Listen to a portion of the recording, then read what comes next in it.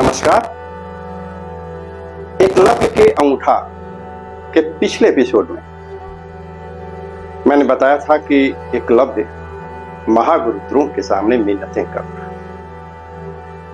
कल्पना कीजिए, महागुरु द्रोण उस समय के सबसे बड़े गुरु, एकलव्य एक साधारण बच्चा।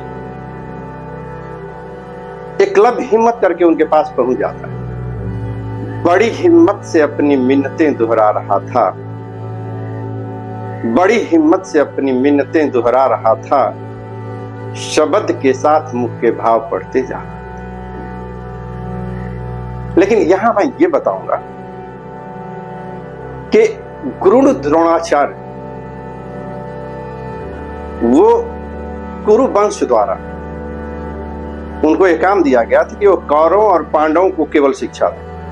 यदि हम आज के परिप्रेक्ष्य में देखें तो वो कोचिंग इंस्टीट्यूट नहीं चलाते थे, वह किसी राज परिवार के लिए हायर किए हुए थे। वो राज परिवार के बच्चों को सिखला रहे थे। एकलव्य को मालूम नहीं था कि कहां जा रहा है।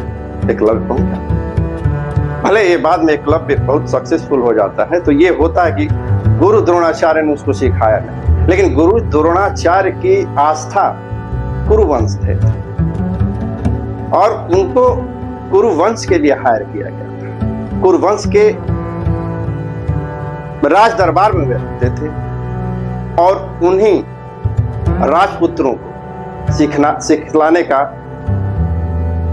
काम उनको दिया गया था। इसके अलावा वो धृष्ट उनको सिखाए थे, द्रुपद उनके दोस्त, तो उसके बेटे को सिखलाए, बाकी वो किसी को नहीं सिखा। लेकिन यहां एकलव्य हिम्मत करके उनके पास पहुंचता है, बड़ी हिम्मत से अपनी ग्रंथियां सुलझा रहा था, महागुरु द्रोण को अपनी व्यथा समझा रहा था। बड़ी हिम्मत से उसने ग्रंथियां सुलझा रहा था, महागुरु द्रोण को अपनी व्यथा समझा रहा था। गुरु द्रोणाचार्य के चेहरे के भाव पढ़ रहा, उसको लग रहा था कि क्या सोच रहे होंगे, लेकिन गुरु द्रोण ने मना कर दिया। हुआ आवाज जब गुरु द्रोण ने नकार दी थी, बड़े रुखे से उसकी याचना तुत्कार दी थी। जब गुरु द्रोण ने मना किया तो आवाज रह गया। उसे नहीं मालूम था कि वह कहां आया और उस समय के गुरु द्रोण जो राजनीति के, कूटनीति के धुरंधर थे, उनके साथ उसका अपॉइंटमेंट हो गया था, वही एक बड़ी बात थी। लेकिन वो याचना कर रहा था, धनुष विद्या सीखने की याचना कर रहा था। और जब वह लौट रहा था तो महागुरु द्रोण के साथ उसका जो वार्तालाप होता है बार बार उसके दिमाग में आ रहा था और वह बार बार उसी चीज को दोहरा रहा था। उसके दिमाग में बार बार वो चीज कौंध रही थी और उनके चेहरे का भाव बार बार आ रहा था।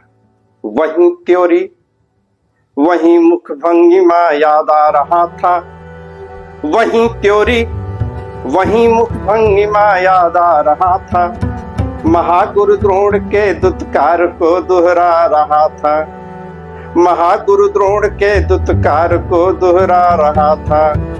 पलट एकलव्य उल्टे पांव घर को जा रहा था, महागुरु द्रोण के दुत्कार को दोहरा रहा था। तो आज के लिए इतना ही।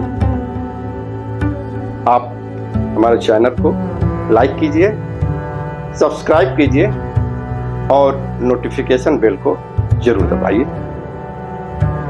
नमस्कार।